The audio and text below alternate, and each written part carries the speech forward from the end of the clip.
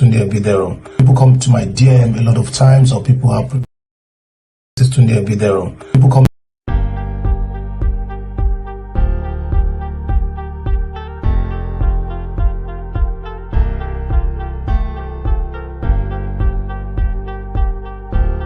This is Tunde Ebidero. People come to my DM a lot of times, or people have privileges of meeting with me, and quite a number of times the questions everybody seems to want to ask is, how do I get funding for my business idea?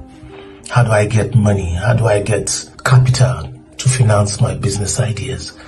And a lot of people will say that I've written a lot of proposals, I've gone to a lot of banks, I've approached a lot of people trying to get money to start, but no help is coming my way. And some will say, well, you see, I have this brilliant and beautiful idea, but the problem I have actually, it's funding. I'm not getting, somebody once said that I'm not getting sponsor. And I said, no, nobody sponsors a business. You know, you might sponsor entertainment, sport or something, but you don't get sponsors. And I've seen a lot of times, so people will trickishly come into my space and said, oh, I want you to be my mentor, blah, blah, blah, blah, blah. And the next thing, they begin to put requests out there. I need this money, I need this. And I said, look, no, there's a difference between a sponsor and a mentor. A mentor is not your sponsor. As a matter of fact, material thing is not supposed to proceed from your mentor to you. It's supposed to be vice versa. If your mentor has, what your mentor is supposed to give you or to impact you with is wisdom and knowledge, while you in turn reward them back and appreciate them with some material substance. Even the Bible said so. It said those who have ministered to you in the word, it said minister to them in material things. So back to what I'm talking about, a lot of people say their problem, they can't get to take off. Their business is not taking off because the needed fund, the seed capital is not there. And so the general thing is, okay, how do I raise money? And quite funnily, when I have discussions or interactions with many people like that, one of them thinks about raising money organically. Many of them are thinking of raising money inorganically. What do I mean by raising money organically? And it means that raising money internally. I saw something by Vusi Ntampekwe, this great South African entrepreneur and motivational speaker, and it says, no bank will finance your idea. No bank will finance your idea. The reason why bank will let go of their money is the fact that you have proven faithful and you've proven yourself in that idea you have. The truth is, if you can't invest into your own idea sacrificially, why should somebody else do? So I want to quickly share the story of my business with you so that you can, maybe one or two people can learn from that. For many years, when I moved into Abeokuta town after getting married, I had this idea that I want to go into wrought iron making. Then wrought iron was in vogue, metal furniture. So I really wanted to go into it. I did a couple of one or two in my house, and a lot of people are coming and saying, oh wow, this is beautiful, this is nice. And I concluded, okay, this is the business to go. And for over 1.5 years or 2 years, I sat down every day fine-tuning my business proposals. My business proposal then was that I was going to look for money, I'll build different types of wrought irons, domestic wrought iron furnitures, and then I'll rent a hall, I'll do a big lunch, I'll bring the commissioner, the deputy governor. I had a very, very big idea. Very big idea. And for 1.5 years, I was sitting at home and the heat was on me. I could barely feed my family. And I kept saying, no, I have this idea, and then I wasn't doing anything about it because I was looking for money, because I didn't have money to do the bed, to do the chair, to do the dining, to do all the things. I don't even have money to rent the hall. I won't even have money to entertain the guests even when they come. So, and I kept saying, oh, that money must come. So my problem was how to raise the money. Then one day, a friend of mine just advised me, said, why don't you go and have a retreat? And so I said, okay, fine. So, because I was also tired, life was bored. God really dealt with me. Everything in the house went there. My car broke down, AC, free, TV, almost everything was just shutting down. And there was no money to fix them. So when I got tired, I had to go on this retreat. And then God said to me, I've told you what to do. Go do what I've told you to do. I spent 3 days in a campground of one of the Pentecostal churches around Ogun State, and between Ogun State and Ibadan. 3 days. In fact, the first day I could pay for a room. The room then was 150. The following day I couldn't pay. I had to sleep in the car for the next 2 days, 2 nights. And so, but God told me, I prayed night, day, everything, went out to different mountains in that retreat ground. And all God kept saying, I have told you what to do. Go back home and do what I've told you what to do. And so I left the campground with not hearing God telling me, don't worry, my son, I'll do this, don't worry. No. He just said, I've told you what to do. So go back, do what I've told you what to do. So I just said, okay. So going back home, I said to myself, I said, okay, God has told me, I know what God is saying. Is this wrought iron business? And so what do I do? And it was on my way back home, I started thinking, I started strategizing, and I said, I needed to say this to some people. A lot of people are sitting on the fence and say they are waiting on God. Let me tell you, God is waiting on you. A lot of people will say, well, I'm waiting on God. God is saying he's the one waiting on you. He's waiting on you to take the lead. He's waiting on you to take the first move. I read a book many years ago. Sorry, I'm digressing. I read a book many years ago written by Kenneth Hagin Jr. He said, take the first move. Very short book. I read that book in the city. He said, take the first move. The first move, God is waiting for you to take the move. Then he will step in. Many of us are waiting for things to drop on our lap on a platter of gold, but it's not going to work that way. That's not the way God works. God waits for you to move first, then he comes in and he helps you. And so what I decided to do was, okay, I know I can make wrought iron. And so what am I going? How do I market myself? So the first thing I did with zero naira. That's why I tell people I started my business with 0 naira. With 0 naira. So what I decided to do was, it wasn't too long that I got married. So I came back home, got home that day, took out the wedding album, removed all the wedding pictures that were there, got the Argos magazine that a friend got for me from the UK, where you have all kind of wrought iron pictures and design, cut them stylishly and put them in sections, sectionalize them and put dining here, bed here, couch here, divider here, bookshelves here. So I did them. I could cut out those magazines and put them in the album. And then I said to myself, I'm going to go to the banks. These are the guys that I really love. I go to where the people want my product. So I realized that, I remember that I have some friends in 1 or 2 banks. So I went to one of them and I said, hey, but can you introduce me to your colleagues? I need to share with them what I do. He said, hey, what's that? I said, I do wrought iron. He said, hey, you mean? I said, yes. So I went to, the first bank I went there was GTB. I know quite a number of GTB guys who knew me at the beginning. They'll remember what I'm saying. So I went there, and then after work hours, and I said, hey guys, this is what I do. Some believed in me, some didn't. And so I said, okay, let's see what you do. So they came to my house to see the 1 or 2 that I've done. And that's how I started. So one of them, in fact, the person that really believed in me and eventually commissioned me to do the first job, didn't even come with them. In fact, she told me later that most people say, don't mind that guy. Come and see the rubbish he's packaging and said he's doing something. I don't think he's serious. He doesn't know what he's doing. But she said somehow she just believed in me. And she called me. And she ordered the dining, she ordered beds, because she was about to get married, so she was trying to put up a house. And she gave me the first money that I had. And I was able to go to the market, I bought the raw materials, and I started production. And that has been so.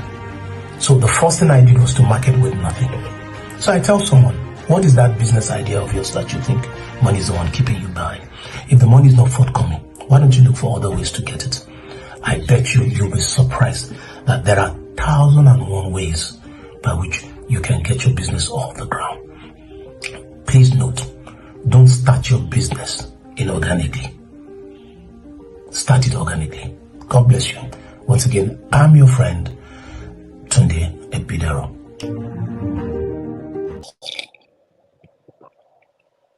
Hello. Wow. Good evening to us all. Please, if you're joining us live and you can hear me clearly, can you please go to the chat room and let me know that you are hearing me? This is Tunde Ebidero, and we are on Tunde Ebidero Initiative webinar live. And today we have a very, very, very interesting subject that we want to look into. Can you hear me? Am I audible enough for you? Please, I need someone to confirm this. Thank you. Is anybody hearing me? I need some confirmations, please, so that we can get started. We've got a lot to do today, and I'm trusting God to help us to pull through to be able to cover all that we need to do.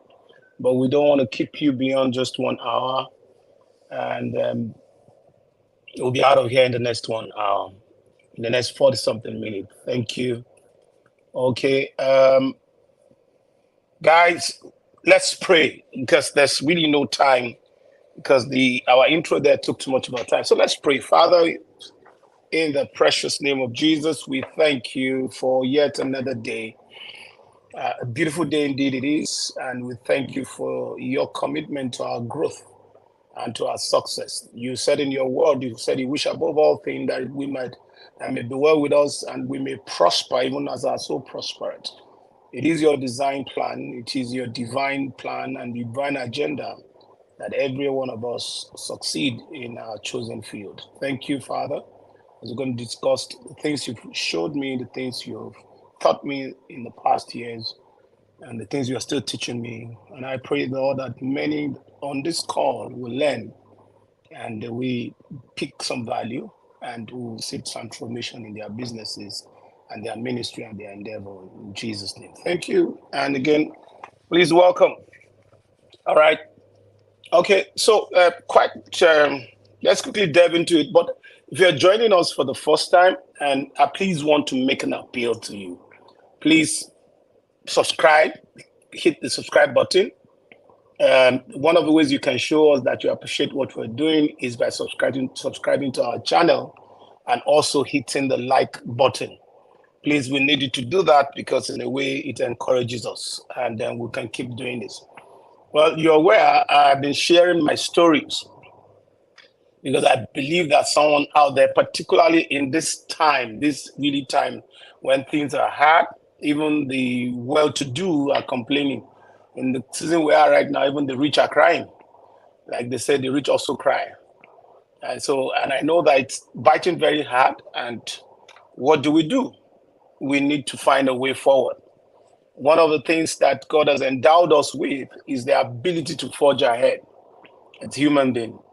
And how do we forge ahead is by learning some hidden principles or strategies or finding what other people have done to be able to forge ahead. And that's why I felt it is wise, it's important, and it's humane, it's imperative that I share my own little story with us so that one or two people will learn from that. And you can also begin to share your story with other people. And I believe by the time we do this, gradually, everyone will begin to get better and better through our stories and our testimonies. So welcome once again to Tunde Ebidero Initiative webinar again for today. All right. The title before us is very interesting. Well, I've received someone saying, well, it looks similar to what we did the last time. No.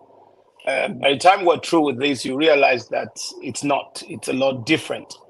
Last time we spoke about 10 ways to start a business without capital. And we did speak about, we gave you 10 different ways. I didn't mention so much of the strategies that I use. Out of those 10 ways, I think I only upload like 3 of them. I won't say that I've mastered or I've used the other parts, the other 7, but I knew 3 of them is related to my kind of business model, and that has really helped me. I'll be re-echoing that today, but today it's going to be more practical. I'll be sharing with you how I've been able to build and manage, or rather, using our word, bootstrap my 2 companies from the onset to where it is today.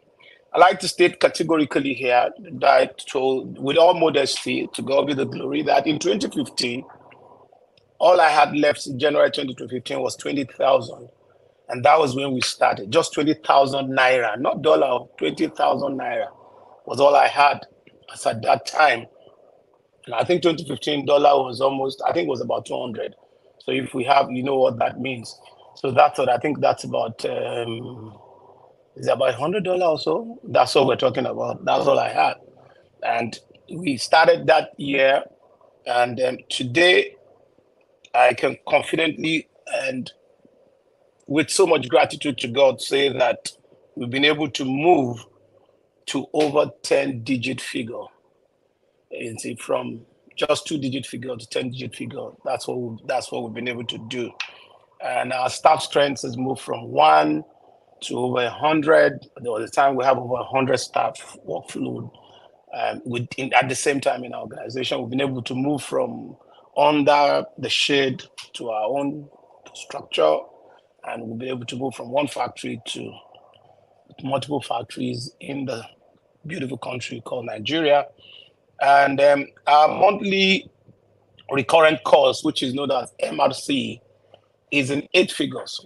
Monthly, we need to raise. That means what that means is that we need to generate enough money to be able to pay. And the beautiful part of this is this: we've been able to do this successfully without much of any external funding. Quite a number of times when people come to our factory, they said, where are you getting funds from? Is Bank of Industry funded you? I said, well, I don't even think Bank of Industry is aware that we exist. And so, and I tell them we have gotten nothing, little or nothing from any government or bank or agencies or whatever. We've just done this self-funding. All we've been doing is we've been bootstrapping ourselves, and that's what we're doing. And so how were we able to achieve that? And that's the strategies I want to share, because like I said in the intro there are a lot of people waiting to get the money to start the business. I've interacted with a lot of people. So when are you starting that business? I'm waiting for money. And when are you starting that beautiful dream of yours? They say, I'm waiting for money. So once I get money, in fact, someone said, I want to go into business. And I said, okay, what business do you want? They said, when I get money, I'll know the business to go into. Some very people believe that the first thing you need to do business and to be successful in business, is money. And I keep saying this, no. That is totally wrong. This is the reason why many have wasted their dreams, kept beautiful ideas, product that they have iterated, they have ideated, and they have not been able to get it into the market because they think that because they lack certain fundings, external fundings, or they can't access funds, and it's become a problem. And so, like I said, 2015, 20K to 20,000 naira, as my Eastern brothers would call it, was what we had, was what I had left. And when we started the year, we started the factory. By February, I employed people and I was already paying. And so how did we get that? There was no funding, acts whatsoever. How were we able to do that? This is what we are here to talk. So the title again is Learning the Art of Bootstrapping. Learning the Art of Bootstrapping, that is mastering business growth without external capital. Mastering, some are already into business and they think that their business is not scaling because they are not getting the required funding or they are not getting the financial aids. And well, for me, I think once your business kicks off and you do your due diligence well, you have your business model well articulated, well designed, well strategized, you should be able to scale to some level. You shouldn't be stagnant, because once that business is capturing value and delivering value, then there's no way your business should scale. It should. If it's not scaling, it's because it's not effectively managed, probably, or it is because you're applying the wrong strategies. It's because you're applying the wrong strategies. And that's why today we want to talk about what are the right strategies. I'm not saying that I know it all, but this is the ones that have worked for me. There are other ones that maybe 1,001 other strategies out there. But for me, this is what I've done and they have worked for me. And so how I have managed to bootstrap the growth of my company is what I want to share with you. Let me start by saying let's define the word, because I'm not sure it's a word that is common or that everybody has heard of. But I'm sure, please, if you've heard of it, fine. But for those who probably have not heard of the word bootstrap, is from the word boot, your shoe boot. Strap, that's the lace. So that's what it means. Bootstrap, you lace up your shoe yourself. That's what it means. So it means an unaided effort It's an unaided effort. Okay. In the business world, it is called self-funding. It simply means self-funding. Okay, is to promote or develop by initiative or effort with little or no assistance. To promote, develop any idea, vision, or initiative with little effort or no assistance. That's what it means. So in my intro today, I said the success of every business. Please, you can share the slide now. Thank you very much. The intro. The success of every business, either well-funded or shoestring funded. Again, shoestring means that tiny budget, thin budget, when you have very limited resources. Or either pool funded or self-funded. Pool funded means that you got a lot of money, you got a lot of pool funds, you're able to pull funds from different sector, or probably you're self-funding it, like me, they're bootstrapping it. Depends largely on one big factor, your business model. That's why today we want to start by looking briefly at our business model. At another webinar, we want to look at this extensively. So we want to talk about BMB. You have to look critically at you want to talk about MB. You have to look critically at your business model. What is a business model? A business model describes how you want to create and deliver and capture value. There are three segments to that. How you want to create that, it really talks about the entirety of your business. It is a well-articulated strategy of profitability. How do you want to make profit? What are your strategies? It talks about your product. It talks about the market. It talks about your client base, the kind of clients you want to serve. I remember years back when we went into shoe production, we concluded that we're not going to do just any shoe. We wanted to do the high-end shoes because we were targeting some specific people. You don't do businesses and just target anybody. You have to target specific people. So all that must be articulated in your business model. Your business model, well articulated, will be the first thing that will help you. Now let's talk about what I call the BMB. That is the mechanics of business model. What are the mechanics of business model? There's this quote by Brandy Half. It says, you must build something that real people with real needs will find value in and pay for. Otherwise, you do not have a lasting business.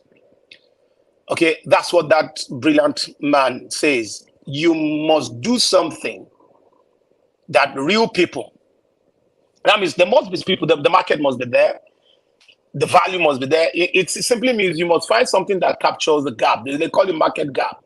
You must be able to identify the market gap, capture the market gap, and at the same time, you must also make sure that you are also marketing the gap. It must be a marketable gap.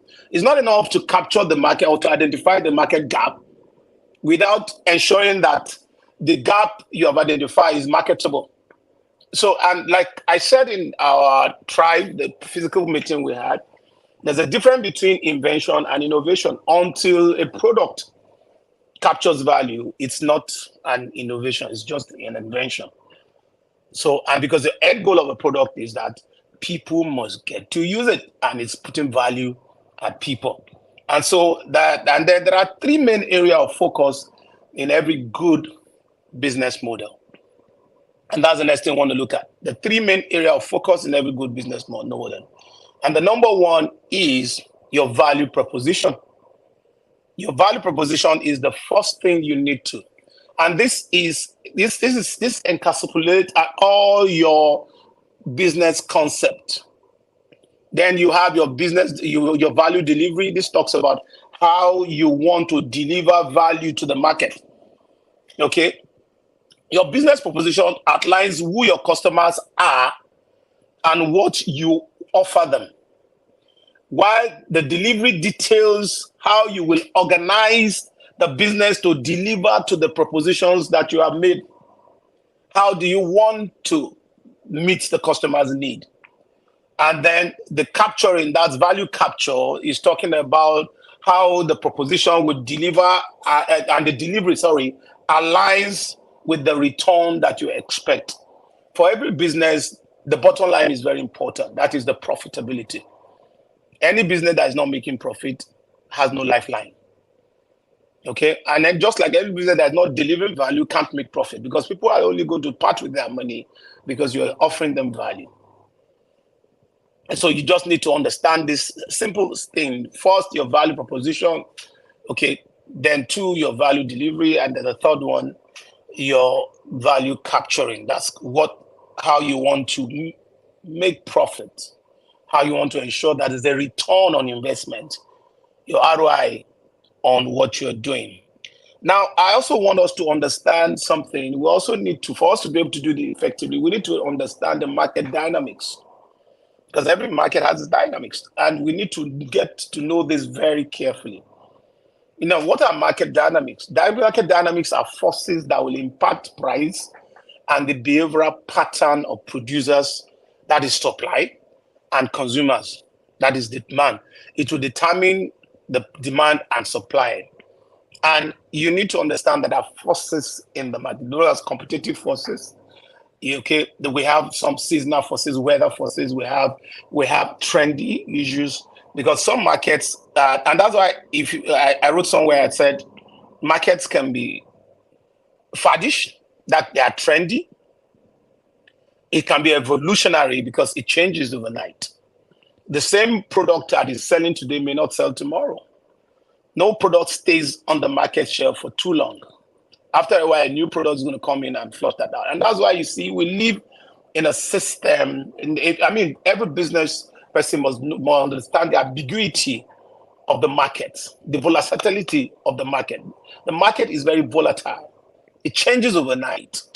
And without the understanding of the market dynamics, you may be having it. I had to do these assessments when we're going to start, because what we're going into a chair production, which already has an existing market being imported from China.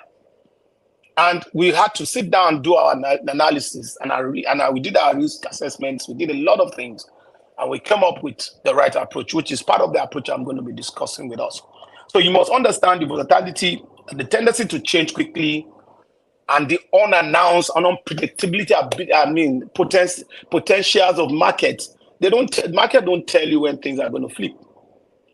Many of us understand vividly what happened in 2020 during lockdown. Some businesses went down until tomorrow they are not back. And new businesses, some other businesses were battered. Okay, due to that same event, that same unpleasant event that happened globally. Okay, so the pandemic itself shut down some business, but created other businesses. So we have smart people who lost their businesses, but gained by starting something. My company was one of them. We benefited in that also, and I'll share that part of story with you. I remember during the lockdown, I was scared and I was worried that even when we open, we will get supply, because 95% of our customers were churches, because then we're doing B2C, customer to business to customer. It was strictly B2C. So, and we saw churches have been shut down. What are we going to do? And we're worried, but then, like I said, in some of the webinars that I've had, God just gave me an idea, and then we said, okay, we'll look. And that's why you will find out where I said we're very evolutionary and we're very trendy too in our approach. And what we did was we looked at, okay, what God told me was that rather than worry yourself, why don't you be part of the solutions? Where do you fit into the problem the world is going right now? And so I sat down and began to think. And I realized, okay, they said everybody, when you go out, the open days, you go out, you must wash your hand. And so all public places were putting buckets with taps and all that. And I sat down, look at it, putting buckets with taps, you probably use the same hand that's been contaminated, open it, wash again, whether it was well washed or not, use the hand to lock, somebody else is coming again. So I started researching. So I found out that there are other people too who were also thinking in my direction. So my research showed that we could do what we call pedal operated hand wash. And so my company went into it. It has no relations, okay, to what we're doing. I am producing chair at that time. But we went into producing hand wash. We even produce the disinfectant boots. Okay, in very big public places had it in Abeokuta town, and the Obasanjo's house had one that we made there. The Abeokuta Sport Club had one. We had some churches in Ibadan ordered from us. So we had these boots that when you walk in, automatically it sprays you some kind of disinfectant, and then you walk in. Okay, so we did all that at that time. We were using that to fill in the gap. Otherwise, if we had resumed, one, I was afraid that churches may not be able to have the ability to order chairs in the next 1 or 2 months, even after the resumption. And I didn't want to let go of my staff. I didn't want to retrench. Companies were retrenching. I didn't want to do that. But we came up with that idea. And so because of the tendency, because of the situation at that. So, but that gave us some leverage, at least for the first 3 months. People were ordering that from us, and in fact, we had to employ people rather than entrench. So you need to understand the market trend and how to respond quickly, swiftly to the dynamics of the market, to the change in the market. And this is what really makes you a business person. A business one is somebody who quickly identify the gap in the market and provide a solution to it. And that's one of the ways you must be able to capture value. So the success of your business is measured by the level of your relationship with the market. Okay, the quality of your product notwithstanding, no matter how good your product is, if you don't have a good relationship with the market, you can't sell. There are many brilliant and best products out there that are not capturing value because people are not getting to buy them because they can't get to the right market. They're not getting to the right market. I remember many years ago, I drove with a friend from Abeokuta to Kanu to see my younger brother then. And I remember the span of between Zaria and Kanu, which is about 300-kilometer journey. In the medium of the road, there were tomatoes dried, spread on the road just to dry. Beautiful tomatoes. And these are farmers. They've harvested, but unfortunately, they can't get it to the market. So in order to preserve it, not to lose so much, they had to dry it. Those beautiful tomatoes were not capturing value because they couldn't get into the market. So I also did the same. I had the problem when we started the shoe. That was the big problem for us. We had a good product. We're making a good product. I remember Alaki of Egbalam got 10 of my shoes, loved them, still wears them to date. And he said, look, this is commendable. Even the shoes we do buy in the UK. Now, he got all his chiefs and introduced our shoes to them. But you see, as beautiful as our shoes were, we couldn't get into the market. So that's why no matter the quality of your product, you must have a deep, smooth relationship with the market. Okay, the larger your market share, the greater the chance of your business growth. Business growth is all about market share. You don't leave your business at the corner and you're not doing anything to be in the public where your business is needed, and then you're expecting growth. It's not going to happen. What grows your business is not, and some people just think, okay, if I can get some money to get more loans, and you get more loans to inject, and then it's not the loans that brings the business. It is the clients, it's the customer, it's the value you're capturing. And this is very important. I was very lucky to have a bit of this understanding when we started off, and that really helped us. And so rather than I was looking for funds, you remember the story of how I started? I had no money. And some of the principles we applied, which you'll be hearing, was because we didn't have money to start. So we had to develop some strategies, which I'll share with you, because I'll be sharing 12 major strategies with you. However, before we go, please let me announce quickly that finally, good news, our book is out. The much spoke about book, the e-copy of Start Your Business with Zero Capital. Remember the webinar we did? The free download is out. The link will be there at the bottom. Please click on the link and to download your own. It's a free copy. The full edition will be out later, but that's not going to come free. But at least with this one, you can. I'm sure this will help a lot of people to start or to scale up their businesses. Thank you. And please subscribe if you haven't and hit the like button. Once again, I am Tunde Ebidero. So let's move on. Now, I love this quote by Seth Godin. He said, bootstrapping is more of a mindset than financial ability. Bootstrapping is more of a mindset than a financial ability. And also, I want to say growing a business, starting up a business and growing a business is more of a mindset than availability of funds. Because there are a lot of people who have had opportunity of handling huge money and attempted to do businesses, but yet failed. It's not money that failed them, but the truth is that strategy failed them. Lack of right strategy. So you can do better even if you don't have money once you have the right strategy. Okay.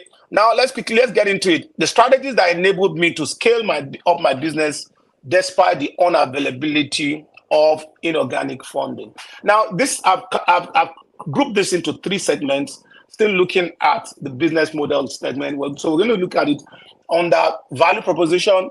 We're also going to look at it under value delivery, and we're also going to look at it under value capturing. So for the first A part, we're looking at it on value proposition. How has it helped us? And I'm talking majorly about how we started inorganically. Inorganically, I'm saying that without external injection of funds from outside. One major thing was that we're visionary. Okay, I have shared that how I transformed my business from being a faith person, FAT, to faith, FATIH. So vision was the major thing that helped us, that is still helping us to today. The fact that I knew this is what God told me to do gave me the tenacity and the boldness to attempt most of the things that I attempted. Most of the things, the dangerous steps I took was because I had this vision, compelling vision. And I tell people, whatever business you have, if you don't have a sound vision, you're just joking. Because what keeps you going, even when the chips are down or when then the rainy days, is the fact that you had God or you had a vision and you can see something. So, and you can capture vision, you can get your vision. Either some say they cast vision, but I don't believe in casting of vision, because vision simply means an insight into your foresight into the future. What you have not arrived in the future yet. So it's difficult to see it except you're empowered by some spiritual powers, and particularly in my case, God. Yeah, of course, companies, organizations will say, well, we have this vision, we have vision this, well, it's possible, but then for me, and as far as I'm concerned, vision is from God. So the fact that we were visionary, everything we did was based on the vision we had. Number two thing, that we had an humble beginning, and we didn't shy away from our humble beginning. Okay, in everything we didn't pick. That's why we didn't pick. We're not too hasty to get into big business. We didn't pick businesses that was going to demand too much money from us. I see a lot of people who come up with good, big plans, big business proposals, and they're thinking of, I want to hire these, I want to rent this place, I want to rent that place. Oh, my business, I need to be in the heart of the town where people can see me easily. Hello, you will need a lot of fun to do that. But if that is not coming, why don't you start that business at the corner? Start it in your house, and from there, market it into the world. I started my business under the tree, under the bush shed, under the mango tree. That's where I started from. No shed for many years. Humbly. So we were not afraid to start humbling. We were ready to start at any level. So start in your bedrooms. In your living room. Start anyhow. Don't wait until you have the money to rent the big house or to get all the equipment you want, or you don't wait until you get. No, if you want to start business, transport business, you don't have money to buy a car, please go get somebody who has a car and do a lease. If you go back to my web now on 10 sure ways to start a business without capital, we mentioned a lot of strategies that you can use. So we had an humble beginning. Number three thing is that we built a system for growth from onset. I said we're visionary, so we knew where we're going. So we built a system. The store was there, the factory person was there, everything I drew it. Even before we started, I had my plan well drawn out. Everything, and who was going to be, how many people do I need here? I was going to have that department, I was going to have this department. Everything was well spelled out. So we built a system for growth from the onset. Number four thing is that we act our dream. Till tomorrow, we act our dream. One thing is that I don't like people coming in to talk me down. Some customers will call me and say, hey, okay, you are the CEO. Yes, okay, you should be able to give me a discount, blah, blah, blah, blah, blah. We have a relationship. I said, no, please. I said, this is a company. This is not a roadside workshop or factory. He said, no, but it's me now. I said, but you see, I said, sir, if your friend, your best friend, or even your brother is the chairman of First Bank, does that mean you can walk into First Bank and say, my brother owns here, therefore I want so amount of money, even though I don't have it in my account? I said, even the chairman of bank will not try that. So we acted our dream. I didn't allow people to box us to what we're not, because people were really wanting to do that. I remember sometimes clients want to come 2 a.m. to come and pick up their chairs. I said, no, you can't do that. There are times we close at so time. Please understand that there are principles that guides it. There must be law and order. Otherwise, clients are very, very wonderful people. They want to have their way. They don't care whether it's convenient for you or not. Some want to come and they won't even pay. You say, I'll pay you later. Shebin and me. No. We knew where we're going and we were acting our dreams. And those were, because you may not understand, okay, how is this related to money? A lot of ways, because we grew the business from internal funds, from the funds we're generating ourselves. So if we don't put the system in place, it will be so difficult for us to generate funds. Families and friends, we had to respect the business. Understand? So it wasn't a family and friend business. It was strictly a business and we treated it as such. Okay. And then the fifth one on that value proposition is that we were resourceful. Very, very. I think one of the gifts God has endowed me with is the ability to be very resourceful. A visit to my factory will leave you no doubt how resourceful we are. A lot of the equipment we have in our factories were built from us from the scratch. And what necessitated that was because we couldn't raise the money to buy the equipment. I sat down I remember I do research for 3-4 years, knowing fully well that, okay, this is the modern equipment that we need for us to get to where we want to get to. I did research. In 2015, I was in the US for a training on powder coating, for example, because I knew that's the right place to be. That's my counterparts. Everybody in my industry abroad uses powder coating. And I wanted to get back to that space. Even then, I was using liquid paints. And I wasn't comfortable with it. Liquid paint was not giving me the kind of finishing I want. It wasn't giving me the quality I wanted. And I wanted to be there. Even though people were buying it, they don't care. But I still wanted to get there. So I went to the US, did the training, application training, but when I checked the cost of the equipment, it was $150,000 for the used equipment. And so for about 4 years, I was spending 3 days, 4 days, and 4 nights in the office, back to back doing research. And eventually in 2018, I built our own equipment, built by us. And the beautiful thing is that the equipment that we built are well maintained than the ones we import. Because the ones you import, you don't know how they were built, and you need some engineers, you need some experts. I have one equipment that's broken down now for the past 5 years. There was nobody in Nigeria to fix it. And the company over there can't even guide us because they don't speak our language. But if I had built that equipment myself, it won't break down one day because I know everything about it. So we were that resourceful. Okay, we knew how to plow back the little profit we're making back into it, and we knew that's how we have been able to grow. So rather than take loan to buy those equipments, we're able to build them locally. And there is no equipment that we built that cost us beyond 25% of the actual cost. We don't spend beyond 25% of the actual cost. So you can see that humongous savings that we had. I remember the boots we built. As at the time we built the boot was almost 12 million naira to buy, not to even talk about shipping and arriving here.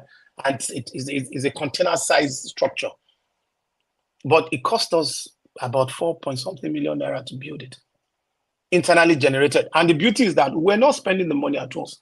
The day we have this, we go and buy the material and keep. The day we have that, we buy the material and keep. And when the material were complete, we built them.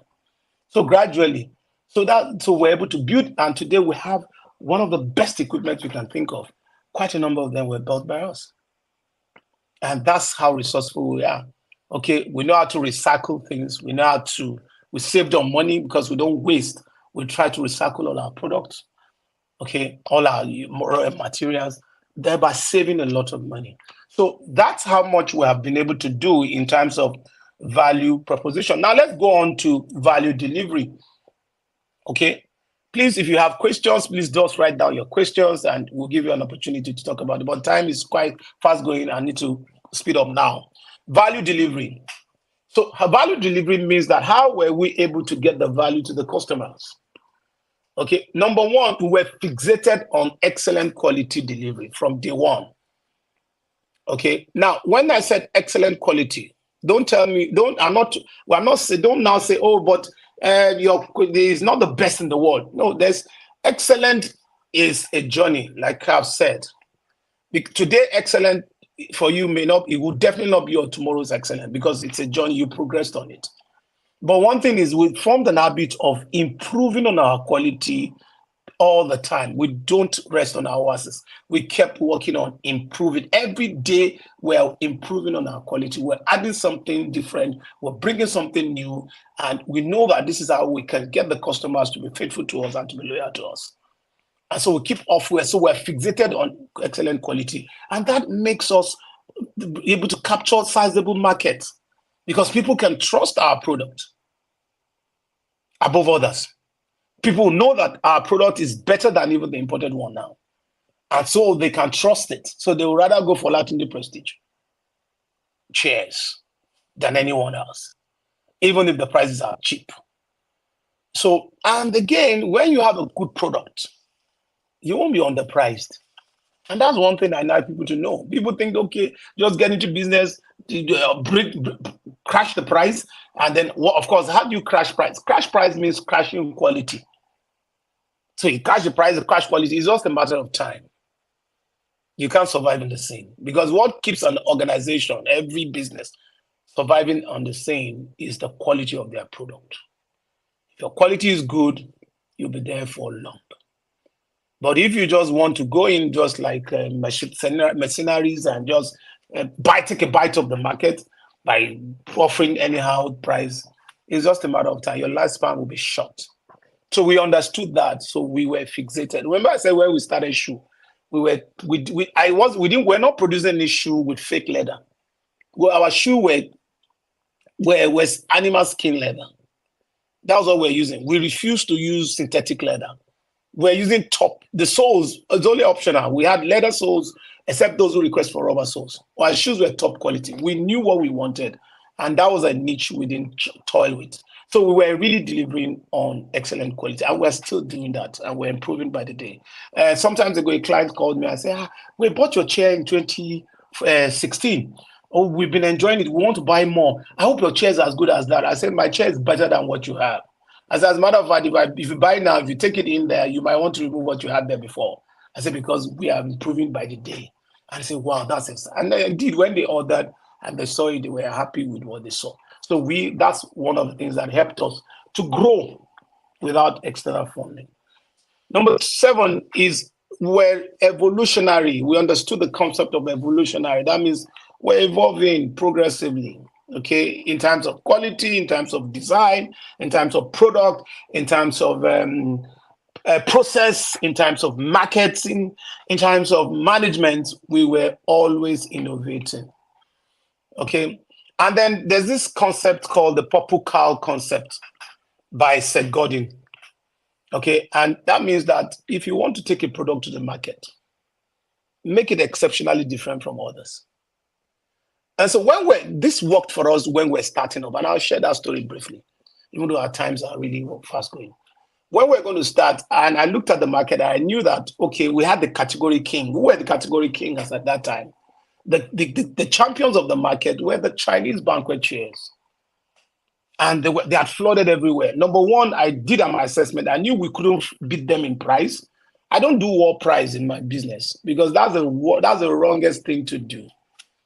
People who wage war in price in businesses are not wise because it's a seasonal thing. It's a time. If you start a war price by lowering price, someone will do the same to you and lower price against you, and then you'll be out of it. You'll be now be contending. So I rather would do quality war. I declare quality war, excellent war with you. Let's battle on the field of offering quality product. That's my own concept of business. Excellent. I'm surviving the business world. And so when I looked at it, I said, okay, what can we do that will make us different? How can we capture this market? And what we did was we introduced branding. So we put it. I remember the first church that gave us ordered 1,500 chairs from us when we went to that's a church in Benin. They had already signed a check with a Chinese company to supply them the chairs. But one of my staff just knew the pastors and he just went. I showed him the picture and pastor said, can you send a sample? So we made a sample with their name, the name of the church and their address there. So they took it to the church on Sunday to Benin. The guy traveled to Benin. So they got there. The pastor because the Chinese already brought their chair, the sample, and the sample is on the altar. And the pastor now he said, well, he announced to the church, well, we had concluded with this. We have written their check. By Monday, they are supposed to come and check, but somebody just brought this. So I wanted the church to see it. So the pastor said, put the two chairs together and said, oh yeah, everybody, which one would you prefer? And of course, as the pastor told us, everybody went for ours because it was branded. The fact that they saw their name on the chair. So that was the purple cow concept that we applied. And there and then, they tore the check and then reversed it and gave us the contract. So we understood this. We don't just come to market with new product. We make sure that our product is unique and different. A few weeks ago, we were at an exhibition of events association, Nigerian Events Association, professional practitioners or whatever. I've forgotten the way name is in Lagos. I was wow. We were exhibited alongside Chinese companies, and we had people fixated to our stand. And people kept saying, are you sure this is made in Nigeria? Are you sure you made this in Nigeria? Yes, because we set our hearts on getting the best. Now, number 8 is that we're always looking for the gap in the market and also the market in the gap. I'll explain this. Okay. Getting the gap in the market is simply finding that niche, that line, that need, that market need, that need that nobody is meeting. That's what finding the gap in the market. What is that thing? Maybe a product is lacking something. For example, today, when I went to play golf and my caddy was wheeling my bag, my club bags with me. And I got thinking, I said, wow, instead of caddy wheeling my club bag, I know this new there's this box there's this traveling luggage that has been built that is being advertised now that I'm seeing everywhere. That online that you don't need to hold it. It's just the box as you're walking in the airport. Your box just follows you. There's a sensor on you that makes the box follows you wherever. You don't need to wheel your box. So I started thinking I could do this. We could. What if we have a bag of golf kits on the trolley that wheels itself behind me as I play my golf? I know, and I started looking, okay, the golf terrains are rough. It's something that I said, okay, I'm going to explore later. That's the way I think. I try to think where others have not gone to. And okay, what niche can we bring into this? What can we add to this? What blend? Even when sometimes, actually, the truth is, we must be honest, with most of the product, it's not as if we are the one that originated the product. But even when we are going to copy the product, we put our own niche on it and make it different from the original. We improve on it and make it better than the original one. And that's one of the things we kept doing in our business. And the 9th point I want to say is that in times of value delivery, entering the market, we use the principle of inchworm marketing principle. Now, let me explain. Inchworm, that worm, the worm, you know how a worm moves. A worm moves by leaping and going down, leaping and going down. What that meant is this, okay? For our marketing strategy, we didn't just go all out against the market. No, we just went in a little, we crept in quietly. Because you see, don't go and wage war with the giant. He will crush you if he wants to crush you.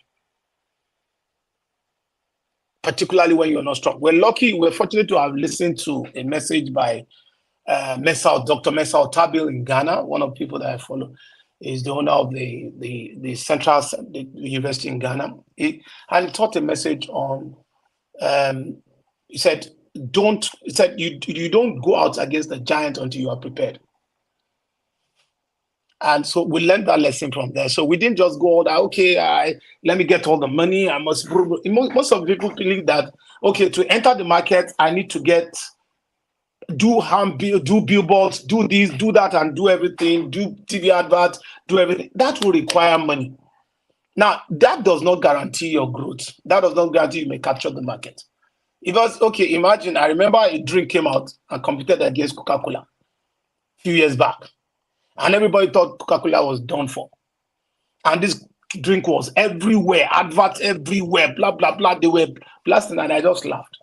Today, the drink is silently off the scene. The almighty Coca-Cola find a way of crashing them. Coca-Cola didn't lower its price. That drink crashed the price, but the Coca-Cola stayed on this price. But they played the almighty game. They pulled their string, they pulled their weight, and today they are still the category king. So we understood that business is a war zone. You must understand the strategies. If you read this book, The Art of War by Sun Tzu, there's the business version of that book. That helps us a lot to understand how to get into the market, and we really employ that. So lastly, we're going to talk about value capturing because our time is almost spent. We have exactly three and a half minutes to go. How were we able to capture value? Remember, I said capturing value is getting return. Delivering value is giving out. Value capturing is what you get in return. And for us, this was the major way we've been able to bootstrap ourselves to growth. Okay? Because we couldn't grow the business if nothing was coming back in return.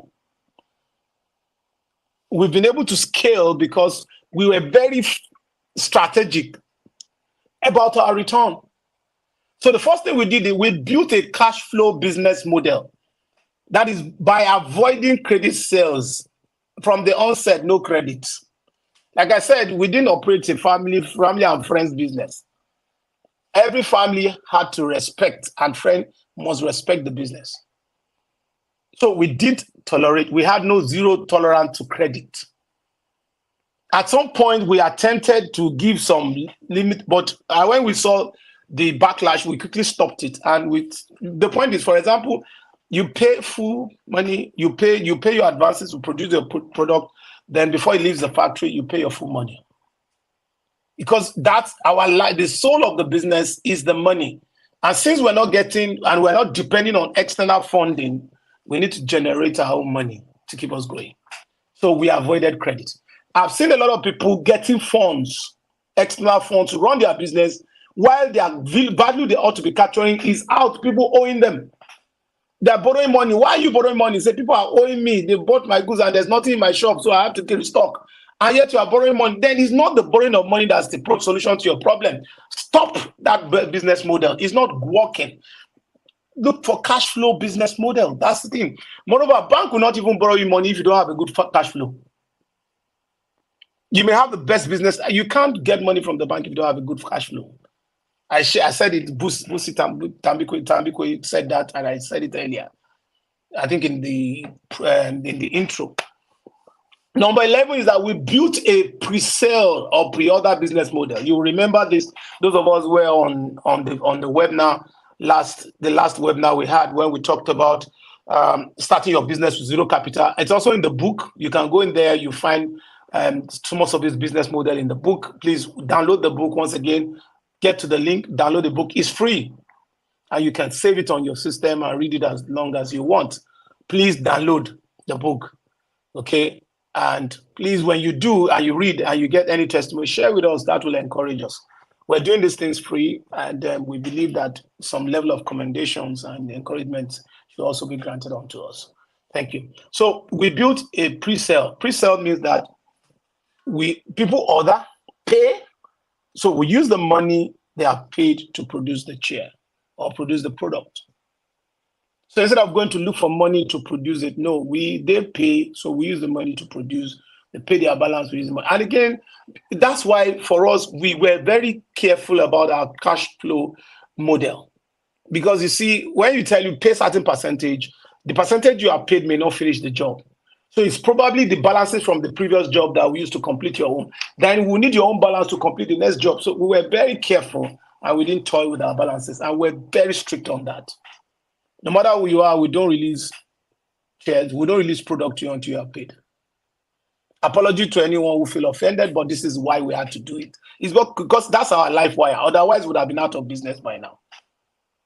And then the last thing we did is that we set the right pricing. This is very crucial and critical for us. We set the right pricing. A lot of people think that they lower their prices. I'm talking about lowering of prices.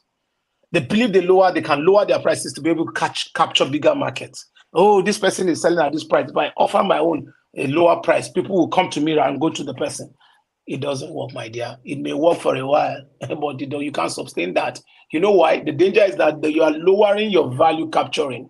It will not keep you floating in the market, because what is coming back to you cannot keep you running the business. Every business must be able to self-run. It must be able to be self-sufficient enough to. I'm not saying putting arbitrary price or overpricing yourself. You can't. We're also very careful. We don't overprice ourselves. I always tell my team, we can't price ourselves out of market. That's my statement all the time. We must not price ourselves out of the market, but we offer value for it. Because one thing is this: we give our customer value for their money. We put in the best, and we also expect that you pay us handsomely so that we can keep putting the best. Very many years ago, I remember then I've not started the chair manufacturer. I was still doing the welding jobs and all that. And I used to do boutiques and all that, boutique stands and everything. And most of the boutiques in town then were all done by me, metal wise. And then this woman came and said, hey, your price is there. If I call this Babarisi under the tree there, he will give me a better price. And I told her, I said, the first thing, when you called me here, I came up with a laptop. And I gave you hundreds of designs to choose from. Will Babarisi give you a laptop?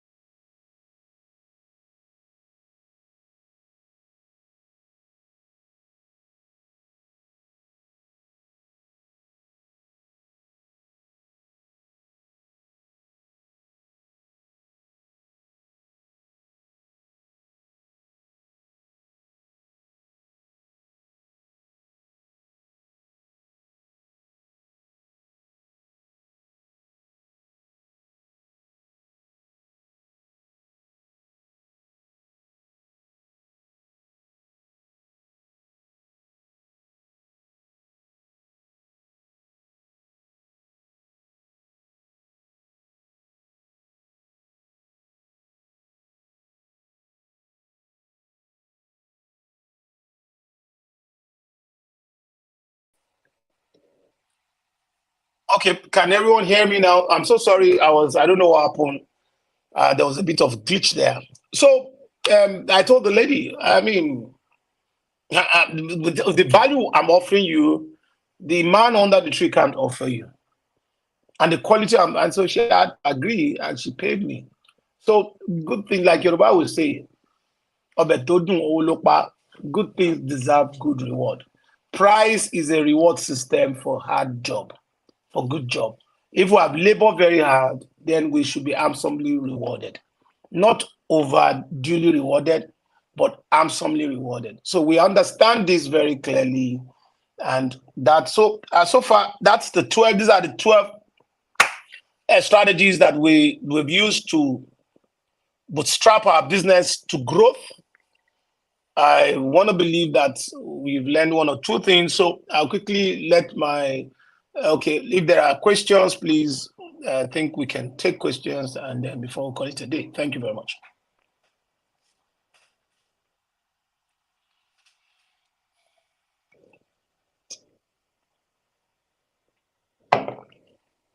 All right.